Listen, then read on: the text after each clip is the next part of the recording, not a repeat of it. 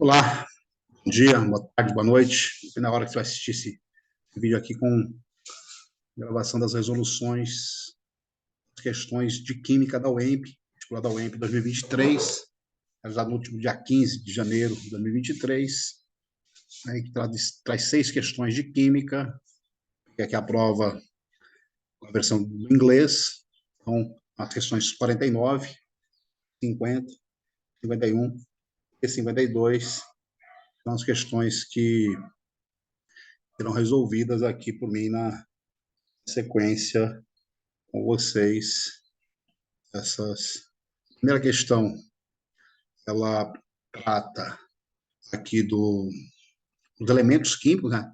A descritiva dos elementos. Então, ela vai trazer para vocês informações sobre os elementos e aí a combinação da prova, né? A boa realização da prova. O item A, elemento presente nos ossos. Nos ossos, essencialmente, é o cálcio. Então, vai lá, eliminou as letras A, B e E. Cálcio e cálcio. Elemento presente na hemoglobina. Então, hemoglobina é do sangue. O elemento presente aí é o ferro. Então, já fica na substituição aqui desses itens para que vocês possam ter uma boa indicação. Esse elemento elemento que é causador do bócio, né? Hoje em dia a gente não vê tantos casos de bócio, tem papo e tal. O iodo, a deficiência de iodo, tanto que tem o sal iodado para combater isso aí. O elemento causador da hipertensão é o sódio, tá? Adequado.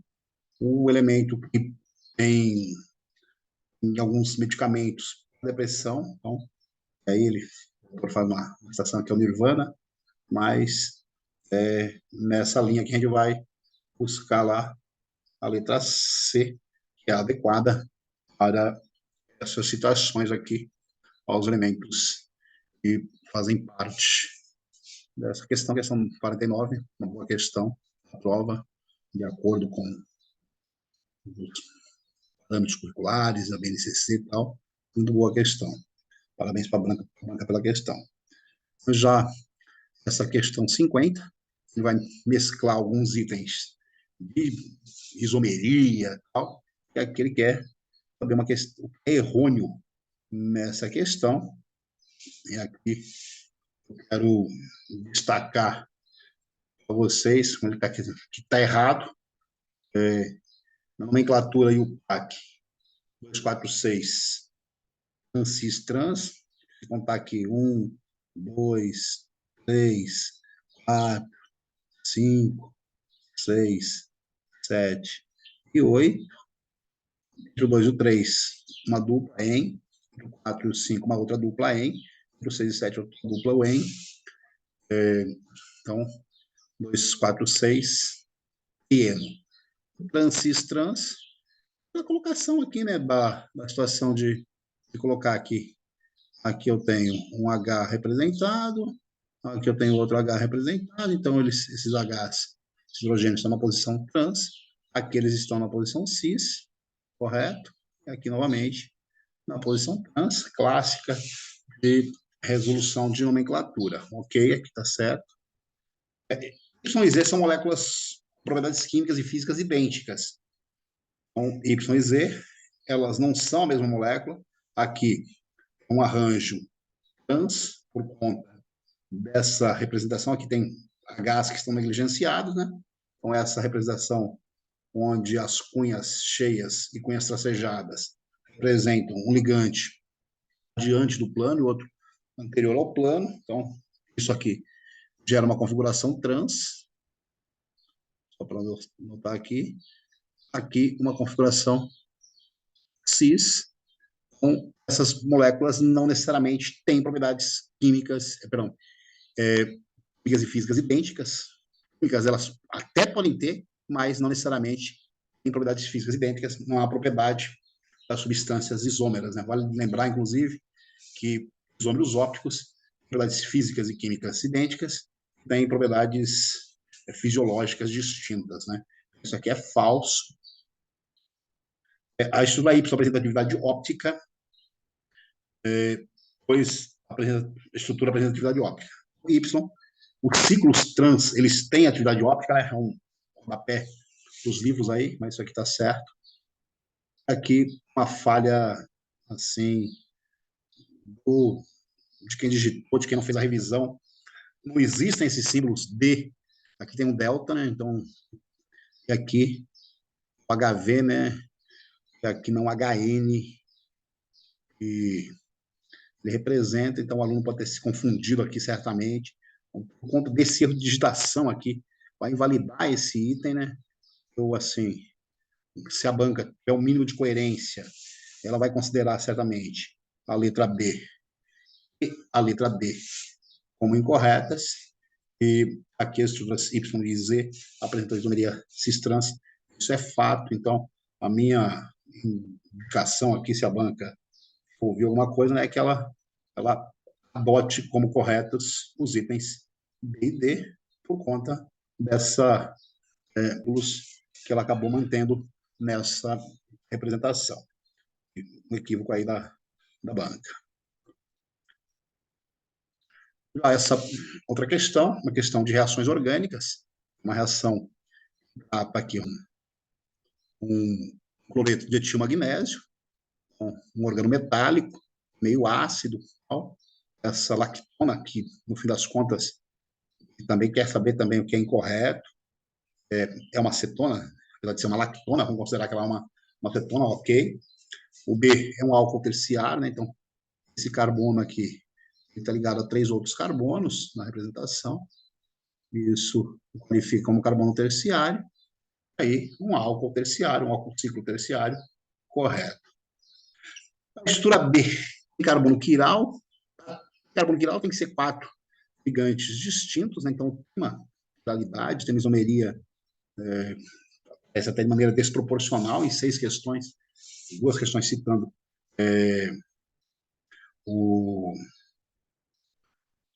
essa situação. O carbono quiral tem que ser 4 ligantes distintos.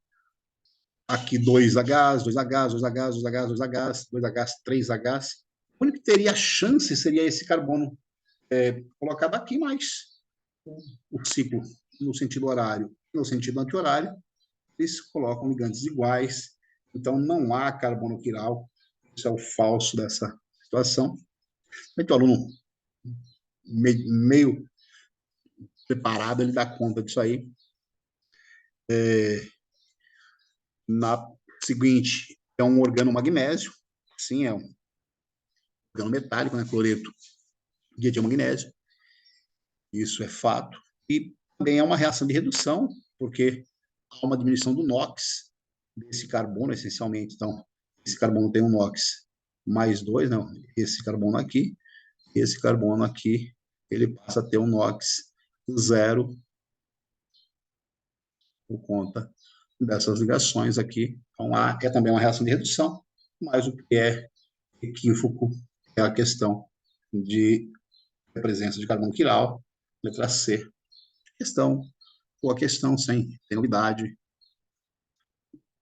Essa outra questão, ela já traz um problema de partida, essa 17-metil testosterona, tal, aplicação, tal, sem entrar nos méritos, fala que é miligramas por litro e 100 ml, ou seja, 4 miligramas por litro e 1/10 miligramas solúveis, ou seja, há uma sobra aí de 1,396. E aí a outra pergunta que aparece, então tem esses 3 itens. Saber de vocês, os vestibulandos, qual era a solubilidade, qual a concentração molar na solução preparada. Na solução preparada, ela ficou uma solução saturada, ela tem o máximo possível, né? De 0,604 miligramas, 0,1 litro, ou 6,04 miligramas por litro. Eu vou tirar esses itens aqui só para poder fazer as continhas que foram apontadas aí na situação de indicação. que é que eu tenho de referência. Eu tenho 0,604,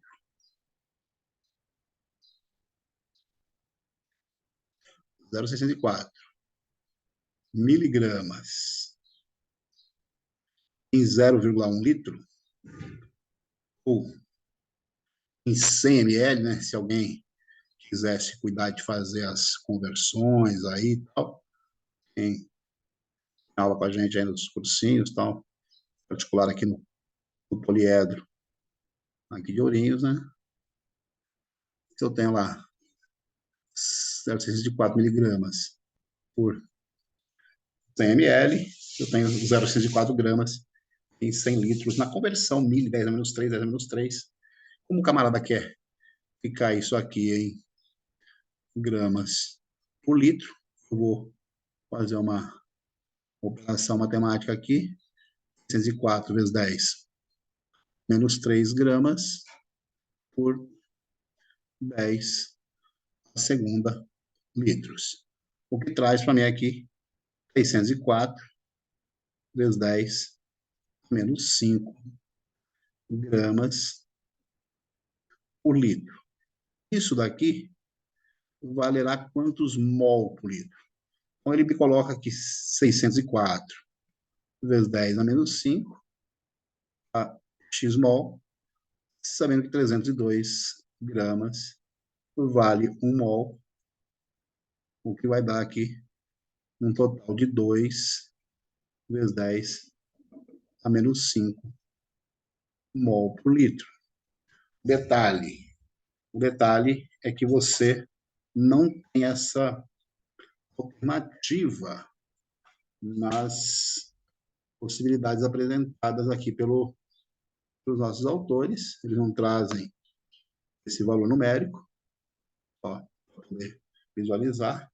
10 a menos 3, 10 a menos 4, 10 a menos 6. Então, a expectativa é que a banca seja coerente e anule essa questão, né? Pois a questão não tem resposta possível aí. Isso pode prejudicar em muitos os vestibulandos, são correntes. Afinal de contas, uma questão em 7 anulada necessariamente, tem que ser anulada, e sem contar aí outra questão que já apareceu com aquela falha de construção lá, era uma questão que também, certamente, a banca será coerente e vai colocar como duas respostas possíveis. Então, os itens marcados, né, para só dar uma olhadinha. Essa é uma questão já mais clássica de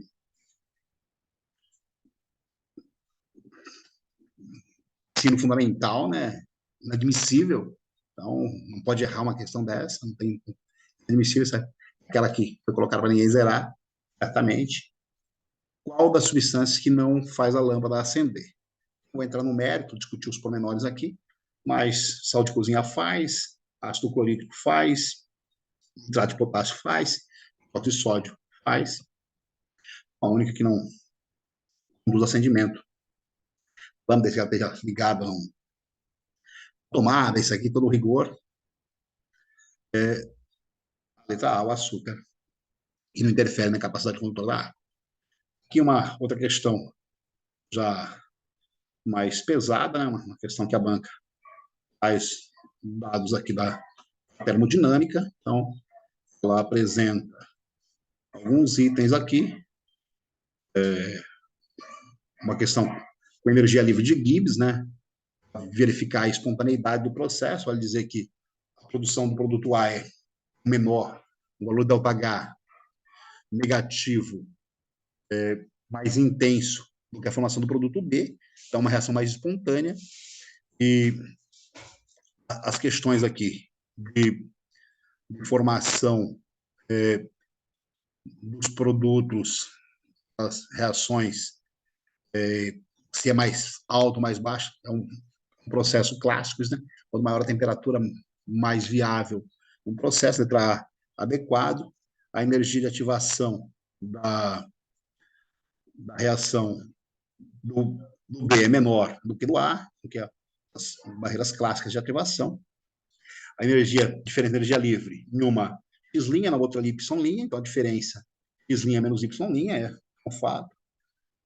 A mesma temperatura formará mais A, tudo mais estável.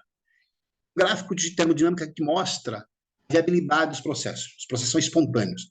Ser espontâneo significa ser instantâneo. Não dá para a gente ter avaliação do rendimento dos processos. Não precisaríamos de outras variáveis. Então, somente essa descrição termodinâmica não é suficiente. A reação que leva ao B é mais rápida, ela tem menor energia de ativação. Então, isso é um fato.